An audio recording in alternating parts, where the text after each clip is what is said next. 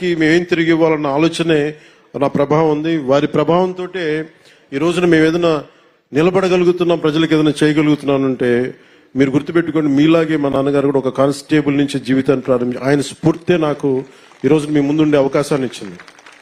So మీలో ఒకటిగానే నేను మాట్లాడుతున్నాను. మీరు ప్రజలకి అండగా ఉండండి, మీకు ప్రభుత్వం అండగా ఉంటుంది.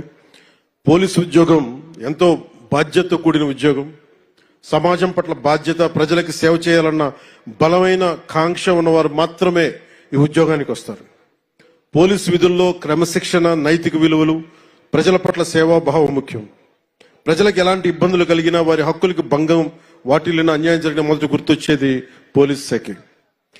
ఇందాక అనిత గారు చెప్తా, ఒక కానిస్టేబుల్ ఒక కాకి డ్రెస్ కనిపిస్తే ఒక లేని ధైర్యం వస్తుంది ప్రజలకి. సో మీరు వేసుకున్న కాకి సమాజానికి రక్షణ కవచం లాంటిది.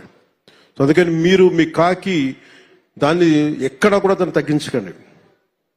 అందుకని దాన్ని దయచేసి దృష్టిలో పెట్టుకొని మీ కాకి ఈ సమాజానికి ఒక రక్షణ కవచం, దాని గౌరవాన్ని నిలబెట్టాలని మనస్ఫూర్తిగా నేను ఆకాంక్షిస్తున్నాను. మీ విధులు ఈ రోజున గౌరవ ముఖ్యమంత్రి గారు కోరుకున్న దాదాపు 15% ఆర్థిక అభివృద్ధి కావాలి అని మా అందరికీ చెప్తా ఉంటారు. వారు చెప్పేది కూడా శాంతి భద్రతలు బాగుంటేనే దేశాభివృద్ధి బాగుంటుంది, రాష్ట్రాభివృద్ధి బాగుంటుంది, రాష్ట్రం ఆర్థిక అభివృద్ధి చాలా బలంగా ఉంటుంది. ఈ మధ్యన గౌరవ ఉత్తరప్రదేశ్ ముఖ్యమంత్రి గారు కూడా సడన్ గా ఇన్ని లక్షల కోట్లు ఎందుకు పెట్టుబడిగా వచ్చిన ఉత్తరప్రదేశ్కి యోగి ఆదిత్యనాథ్ గారు మాట్లాడుతూ ఉంటే, శాంతి భద్రతలు మేము బలంగా చేస్తున్నామే కాబట్టి మా రాష్ట్రానికి పెట్టుబడులు వస్తున్నాయని. అదే మాకు గౌరవ ముఖ్యమంత్రి గారు కూడా బలంగా సూచనలు ఇస్తా ఉన్నారు. శాంతి భద్రతలను ముందుకు తీసుకెళ్లాలంటే మీరు ఇందాక చెప్పినట్టు మీరే స్తంభాలు, మూల స్తంభాలు. అందుకని రాష్ట్ర బడ్జెట్ కూడా, రాష్ట్ర ఆర్థికాభివృద్ధికి కూడా మీరే ఒకలాగా పిల్లర్స్ అవుతారు. ఎందుకంటే మీరు శాంతి భద్రతలను కనుక మీరు సరిగ్గా పర్యవేక్షించగలిగితే ఈ రాష్ట్ర అభివృద్ధిలో మీరు కూడా చాలా కీలకమైన భాగస్వాములు అవుతారు. నేను ఈ సందర్భంలో మీ దృష్టికి తీసుకొస్తా ఉన్నాను. అలాగే కొన్నిసార్లు పోలీస్ స్టేషన్కి వెళ్తే నాకు న్యాయం జరుగుద్ది అన్న ఒక ఆకాంక్ష అందరికీ ఉంటుంది. ఒకసారి అది కొన్ని సందర్భాల్లో కొంతమంది వ్యక్తులు వ్యక్తిగత ప్రవర్తన కొన్నిసార్లు చెడ్డ పేరు వస్తుంటాయి.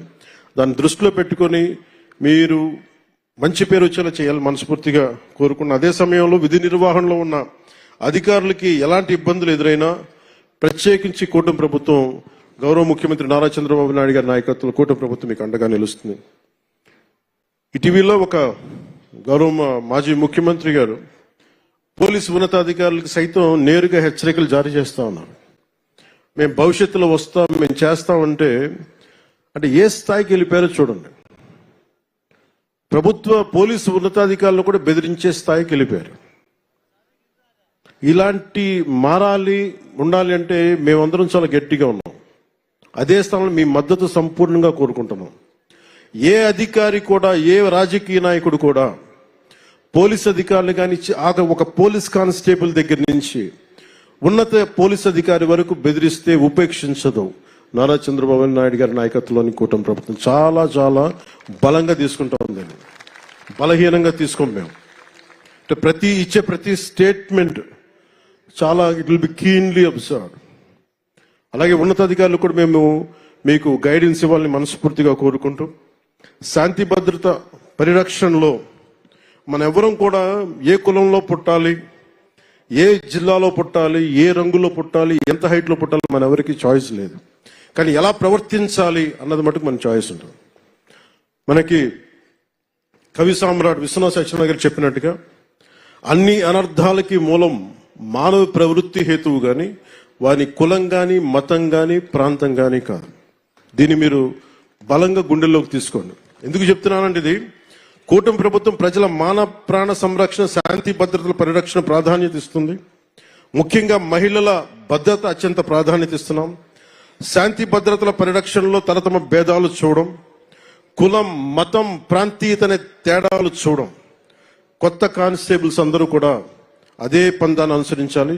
మీ ఉద్యోగ జీవితంలో మీరంతా మరింత ఉన్నత శిఖరాలు చేరుకోవాలి మీ అందరికీ తెలియజేసుకుంటూ, నేను I wish you all the best, great future. జై హింద్.